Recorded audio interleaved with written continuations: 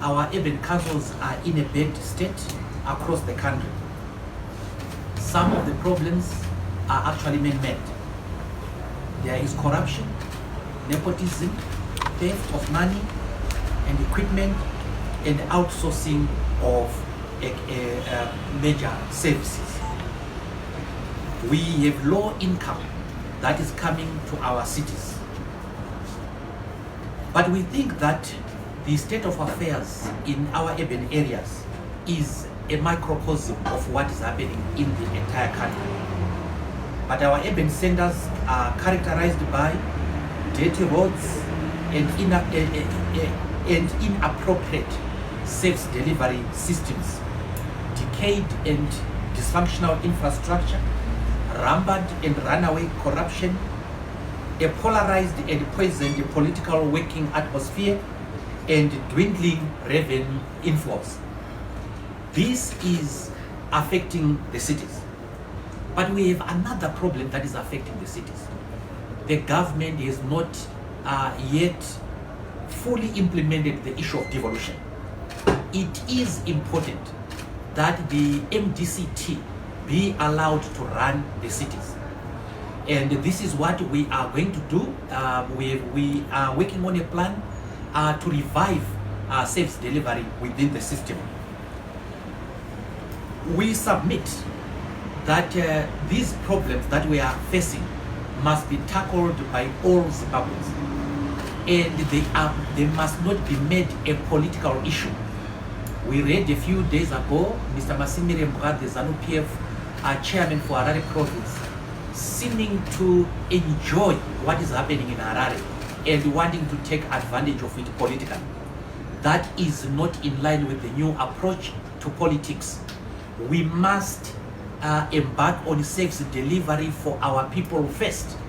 So in other words, Zanu PF cannot set us up in order to then outcompete us when it comes to election. We want to tackle corruption, and as the MDCT, we have taken the first step to tackle corruption within the urban areas. We have recalled some of the councillors implicated in corruption. But we also realize that most of the land barons, in fact all of the land barons that we know of, are Zanu PF. And the Zanu PF must take steps against those land barons. They have not done that. So it would be unfair for Zanu PF to criticize the MDC without playing its part in the eradication of corruption. We, as the MDC, want to advocate for the return of the executive mayors. Right now in Harare, we do not have the substantive mayor is not attending to council business because he is on remand. And one of the bail conditions that he has is that he shouldn't come to the townhouse. He was also suspended by the Minister of Local Government. The deputy mayor, our choice of deputy mayor, Councillor Lakson Mpunguma, again he has been suspended by the Minister of Local Government and is unable to attend to business at townhouse. We have acting mayor, Mr. Stuart Mtizwa, and we also have an acting town clerk. So the substantive town clerk, substantive mayors are all on suspension, and we call upon the Minister of Local Government to expedite the cases, especially the cases that in respect of which he suspended the mayors. We want a return of the executive mayors. This is in line with the principle of devolution. We also want a separation of service delivery and business. What you see in most cities is that besides doing service delivery, the cities are also engaged in business. That is a mistake. We want to go back to the plan that was sponsored by the Frederick Newman Foundation in respect of Harare, where service delivery was separated from business. we saw the creation of the Harare Sunshine Holdings, which is the business unit of the city, and then with the subsidiary companies that are under it. It is the same model that was used in the development of some world-class cities or growing cities like Kigali, Johannesburg, etc. We also note that the city council is hamstrung by poor revenue collection because the population is poor anyway, and with COVID-19 the collections are low. So those are some of the things that are affecting service delivery. But we also note that the local government board has not been appointed. This local government board is the board that approves the employment of certain grades of employees within council. If you go to townhouse today, most of the executives there are in an acting capacity. For example, the chamber secretary is still acting. His name was submitted to the local government board, but the local government board cannot sit because it has not been appointed. So we call upon the Minister of Local Government to expedite the appointment of the local government board, or to agree with us that the city council can appoint and recruit those executives. Ladies and gentlemen, we also call upon government to pay its dues to the city council. I think I'm correct to say that it is the biggest debtor to the city council. Our view as the MDC is that we must not play a blame game. We must solve the problems that are bedeviling our cities. We have a lot of challenges that we face as a nation, problems of poverty, problems of unemployment, and the economic challenges that the people of Zimbabwe are having. We must resolve these things together. And we call upon the government to engage with us in dialogue to resolve the issues that are in the that are affecting the city councils. I have had a meeting with the Minister of Local Government, Mr. July Moyo, where I pointed out some of these things and the corrective measures that we are going to be taking as a party. We are going to be supervising more the work of the local authorities. As you know, we run 28 out of the 32 local authorities. So we are going to be supervising these local authorities more. And I have created within my office a branch, a desk, sorry, to deal with supervision of local government as well as determination of policy of the local government. Thank you very much, ladies and gentlemen. Thank you. If anybody's got a question, please, we may take 3 questions and then we go to the next round. 3 questions, you introduce yourself and you file 1, 2 in that order, 1, 2 in that order, 3. Starting with you. Thank you. So my name is Leopold from New Zimbabwe. The MDCT president has just said that they want to deal with corruption. They've actually recalled councillors, that is what he's saying, they've actually recalled councillors who have been accused of corruption. Are you getting them arrested? Have you reported them? Or you just recall? Yes. Okay, thank you very much. My name is Tafadzwa Nikazino. I'm a freelance. The issue of land barons has exacerbated the blame game between the ruling party and the opposition, and mainly because no one wants to name who these land barons are. The term land baron now appears as if it's a mysterious, term, which is just saying, no, these are saying land barons are from MDC, land barons are from. Can the president of MDCT tell us who the land barons are? Because he just said that land barons belong to Zanu, so maybe this can be an opportune time to expose them and name them, so that people can know who these people are and probably make it easy for their arrest. Mr. Fatwa. Yes. Robert from SlyMedia. You said you met the local government minister and you raised some of the issues. What was his response? Okay. Well, thank you very much. Yes, we have taken action against certain councillors accused of corruption, and we have removed them from council. That is as far as we can go. We have removed them from council. We have removed them from engaging in the affairs of the people, because we believe that they were not suitable. So we did take action. And I need to flash your mind back. Some time ago, under President Morgan Tsvangirai, we actually removed the entire Chitumbiza City Council, because that's how seriously we view corruption. The duty to arrest, the duty to prosecute is the duty of central government.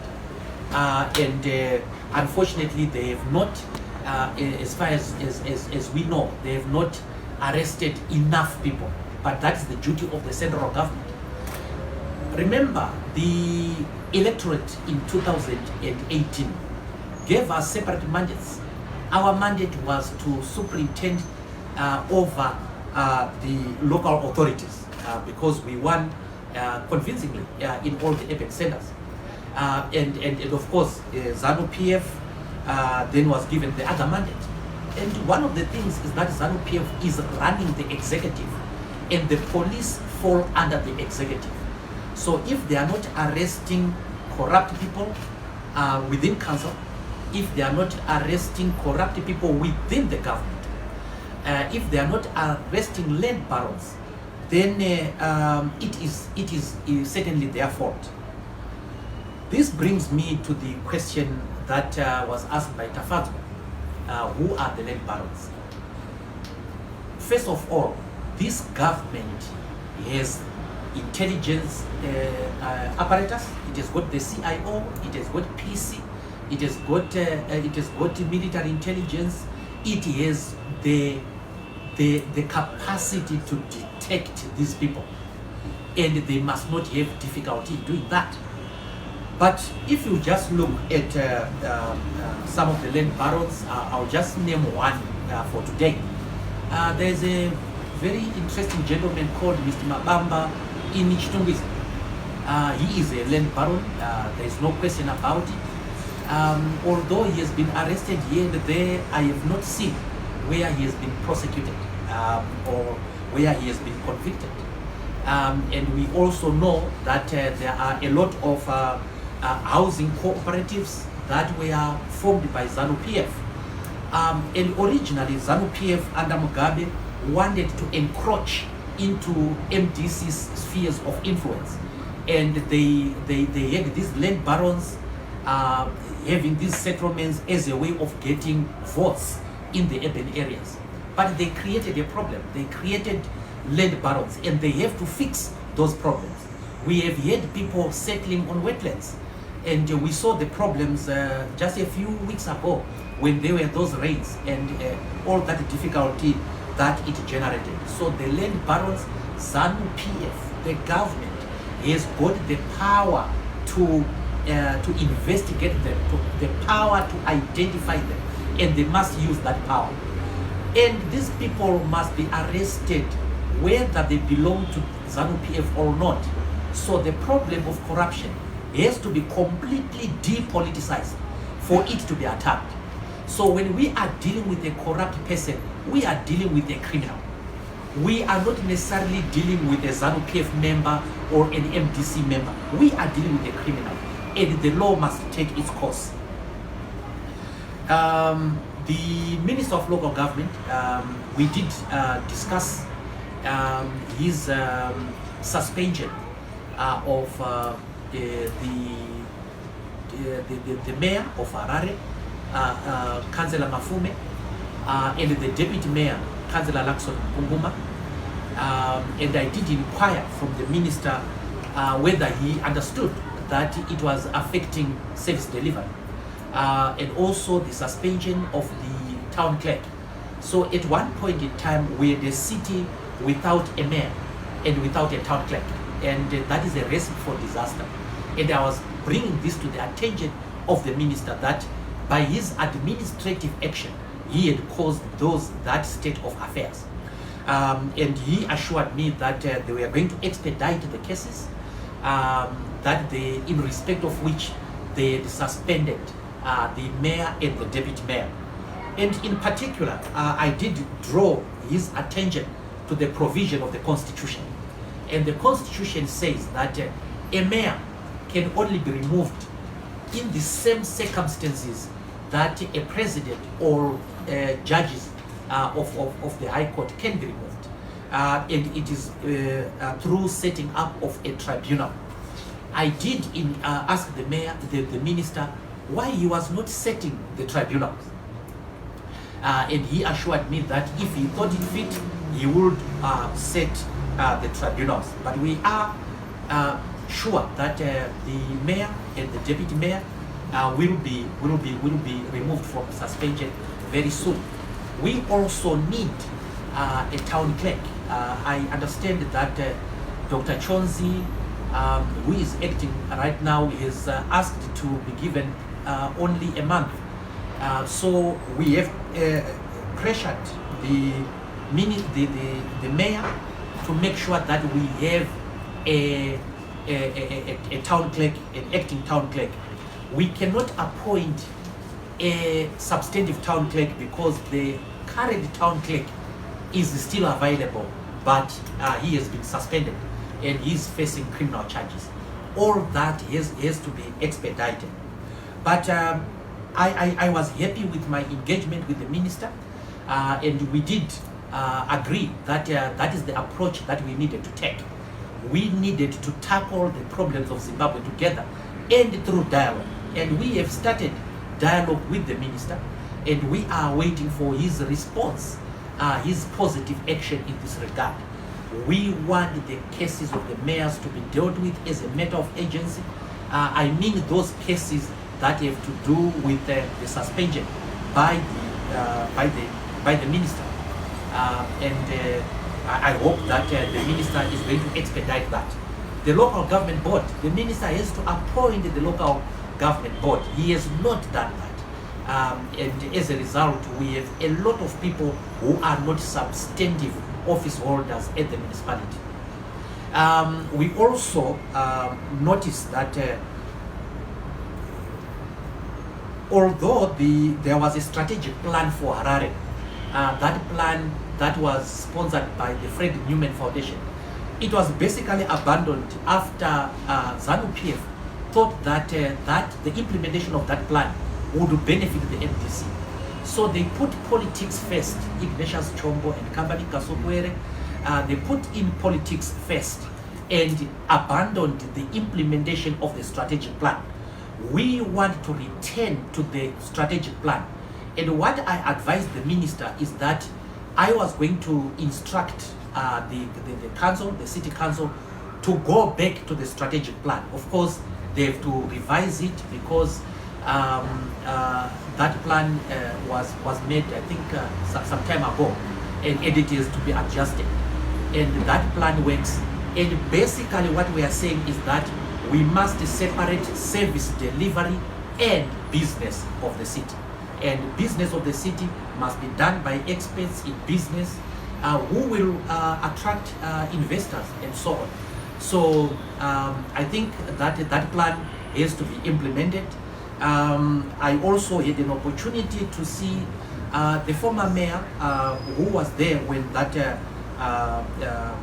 plan was being conceived, and we discussed with a view of returning Harare back to that plan. Second round. One. Okay, introduce yourself and then. My name is Takawira from Tosik Richard. Mine is related to the issue of quorum in councils. We have a number of councils that are failing to meet this quorum. And how is this affecting these council decisions, and is it affecting service delivery in any way? And lastly, the press invite that we got pointed out to Madame Kube's presence. I just wanted to know what then happened there. Okay. Yes, the strategic plan that I was talking about was actually conceived during the tenure of Engineer Mwonzora. And we are lucky to have him as among our leaders. We want to return to that plan. The strategic plan, other cities have implemented it and they have grown. Look at Kigali and look at Harare. The people in Rwanda religiously adhered to the plan. So we want to go back to the strategic plan. And we want to have the cooperation of central government so that we go to that strategic plan. We must implement devolution. What Zanu PF government has done is to agree to devolution, but in practice to go against devolution. And the devolution principle is that the person who is mayor of Harare runs the metropolitan province. But this is not what is happening. We have someone else appointed on top of the mayor of Harare. That is not constitutional. The constitution says the person who is the mayor of Bulawayo or the mayor of Harare Metropolitan becomes, the Harare city becomes the chairperson of the metropolitan province. That is not what is happening. So from central government, we demand the immediate implementation of the devolution. We also want the return, the expediting of the cases involving the administrative cases involving the